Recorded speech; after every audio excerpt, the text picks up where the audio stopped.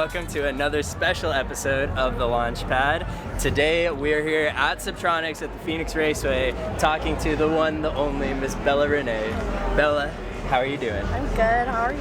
I'm fantastic. I'm excited that we're just, here at Subtronics. Like, Rabbits is going on right now. Like, that's going to be an amazing set. But I'm excited that we're here together and we have some time to just talk about, like, your music and your life and just different things that have been going on with you lately. Yes, I'm excited. So for those that don't know you, you're obviously a vocalist based out of here in Arizona.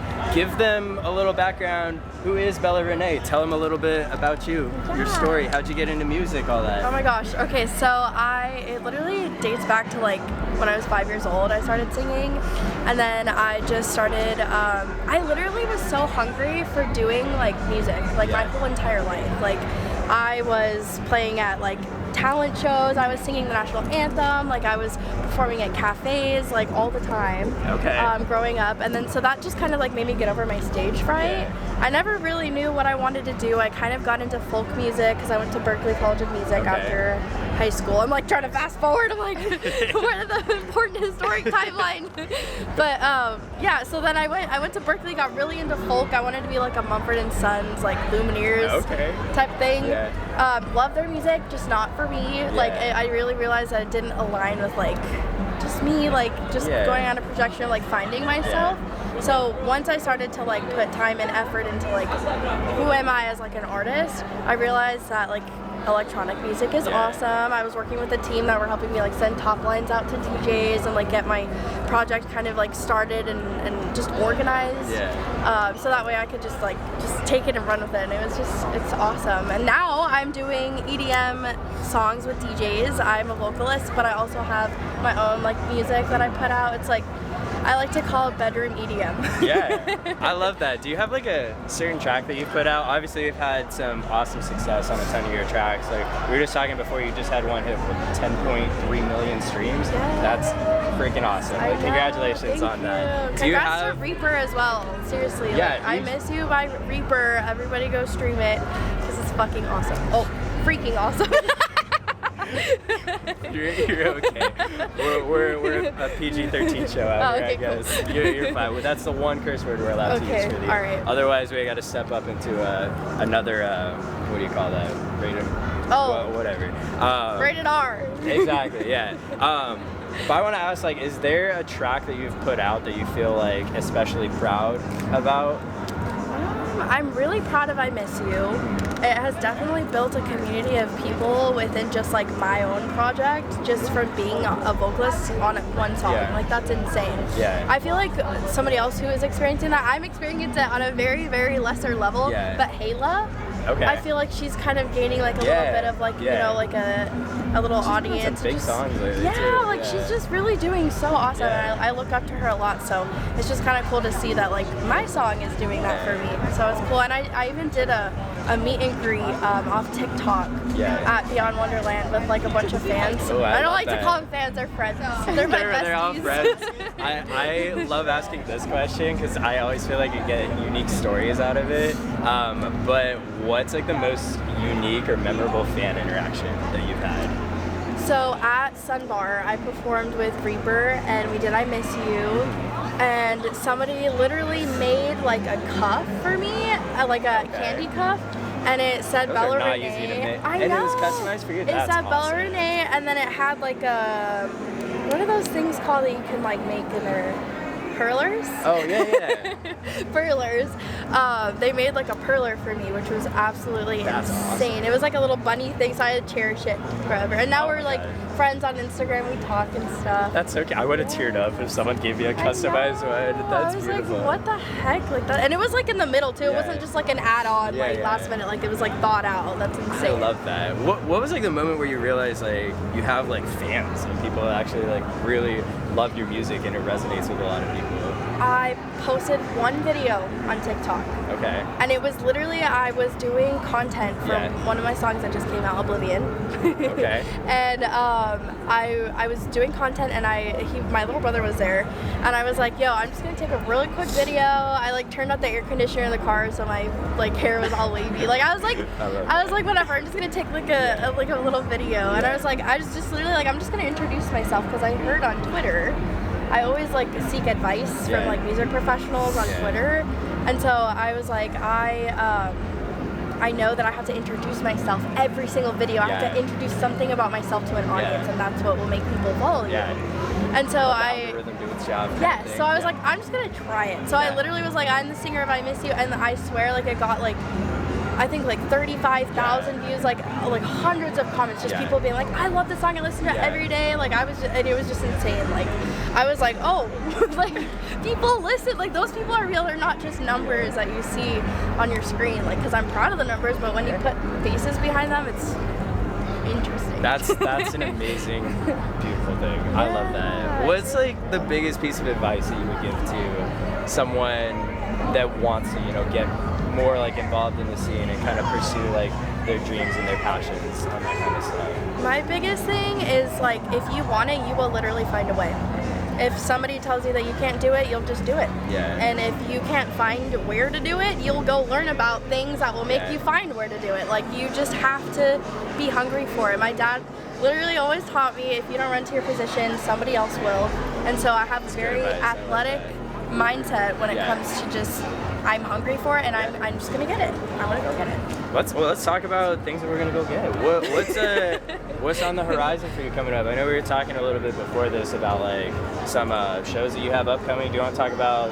You got a headline show upcoming. Like and it's not even here in Arizona, out in LA, right? Yes, I'm really excited. Tell me about that. So I'm headlining at the Viper Room in Los Angeles on May 13th. I'm super excited. I'm also gonna do like an acoustic set, just so that, because I really want to like showcase like both sides of my project. The acoustic side, where it's very raw, I still play piano, I sing, and then I have a full band as well that I'm working on, and they're like building out the tracks, like the backing tracks, taking out like instruments so that way I can fill them with live instruments. So it's finally like one of those things where it's like a very big part in my life that I've always been wanting to do. And it's cool because my drummer in college, his name's David Cola. Shout out David Cola. Shout out David. But he was my drummer in college, and he now is helping me with this show. And so it's just like full circle, kind of. It's kind of crazy. That's awesome. I love that so much. So like, obviously you've had a lot of growth in the past couple years here since you've been doing this. What's like kind of the big message that you hope your music gives you people? Like, what's the overall like message and meaning that you're hoping resonates with people through like your art and your music that you put out? Literally just one word: perseverance. Like, I want people to know that that is literally possible no matter what you're going through. Like, seriously, because I have been through a lot, and I have seen every thing like trying to stop me from doing music, whether that was choices that I've made in the past, because people still experience that. We still experience failure, and everybody who's successful knows what it's like to fail, and you just literally have to keep going and going and going, and if you want it, you'll, like I said, you'll make it happen for yourself. So, but I really want my message to be perseverance and mental health, and just really, I want people to take care of themselves, like, seriously. That's a beautiful message. As someone who is also a major mental health advocate, I really love to hear that coming from like people with a big voice in the community. So that's really awesome. And I think that's one of the things that like I personally really like about you as an artist is you use your platform to like bring a voice to that. And you're so like open and vulnerable with like the things you've been through and like your mental health journey, because it's always like an ongoing journey for everybody, and I see that like other people are more comfortable coming out of their shell because of people like you. So I really appreciate you doing that. I know all these other people definitely appreciate that as well. So shout out to you for that. That's beautiful. So do you want to talk a little bit about like mental health and like why you think it's important and why like artists should be open and vulnerable about that kind of stuff? Yeah, I just think that it is something that can make you feel very isolated. And it really can separate you, because each person, even all the people around us right now, they all have a different perspective on life and what they have learned in life. And some of those things can be isolating to feel and experience and not know if you can talk about it. So I think people need to stop stigmatizing mental health. They just talk about it with your friends. Like, yo, are you good? Like, you know, you just check on your friends. It's actually send a text message, and just I think it's important to talk about mental health because it's something everybody experiences. Yeah. Seriously. It's not like one of those things that only certain people. Yeah, like even the happiest, most successful people, they are Everyone's depressed. got their own like little struggles and stories they're going through all the time. Exactly. And we only get to see like the top of that surface for everybody, so that's good. I'm glad. That's a beautiful message. I love that. Moving forward, what are the big goals for you in the next year or so? I'm doing an album. I'm working on an album with this producer in LA named Pink Blanket. Okay. Amazing. His whole brand is like hiding himself behind a blanket to not show his face. Like he just doesn't want to show his identity. So I think it's cool because I keep working with people who have like these masked identities. I'm like, I will be the light. But no, it's fucking awesome. But he's really cool. And we're doing an album together. He's producing it, and he's probably gonna be like featured on it too. And then I'm gonna be featured on his album. I'm working on a song with Josh Rubin. It's probably gonna be on the album as well. Okay. More of like an angrier vibe. Okay. And I'm just like, kind of dipping into like my artistry and not holding back. So I'm excited. I like that. I'm excited for people to you. hear. I have things on the way. Yes, I know we were talking about some of the other stuff that we can't talk about on camera here, but tons of really big things coming for you. I'm really excited to see all the things you do in the next year and beyond that. And I'm happy that we're in your corner for a lot of it too. Always. Like we'll always be here to support it, and it's always cool seeing local Arizona people make big waves in the EDM scene. Yeah. So I want to be conscious of your time because I know we got Grabbits going on right now. Grabbits is on. And I want to let you run over to that set right now. But real quick before we wrap things up, what are some things that you're thankful for? Because obviously, with moon landing, we're super big on gratitude and just being appreciative of all the little blessings in life. So like, what are things that you're grateful for in life, in music and outside of music? I am grateful for how far I've come mentally. I'm grateful that I'm still here today. Like there's been moments where I wasn't. Or just it wouldn't have been that way, you know what I mean, had I kept going with a specific mentality. So I'm grateful for that. I'm grateful for growing older and just gaining wisdom. I'm grateful for music and just being born with like the ability to like sing. Like that's kind of insane. Like it's weird. When did you realize that you were a good singer? I sang The Climb in front of my parents when I was like 10, and they were like, hey, like that's like that really was good. Actually good. Yeah, and I was like, all right, so. I had the opposite experience. So I didn't sing The Climb, but my parents were like, that was awful. I'll never let anyone hear that singing voice ever again. No, that sucks. It's okay. It's okay. Everybody can still hum a melody. Yeah, exactly. But not all of us have the beautiful voice that you have out there. So anything else you want to shout out or anything before? Shout out to my parents' wedding anniversary today. Oh. They made it to 28 years. Nice. Okay. Shout out to my brothers and everybody watching. And you and everybody. Shout out everybody. I love it. Anything else you want to touch on before we wrap things up here?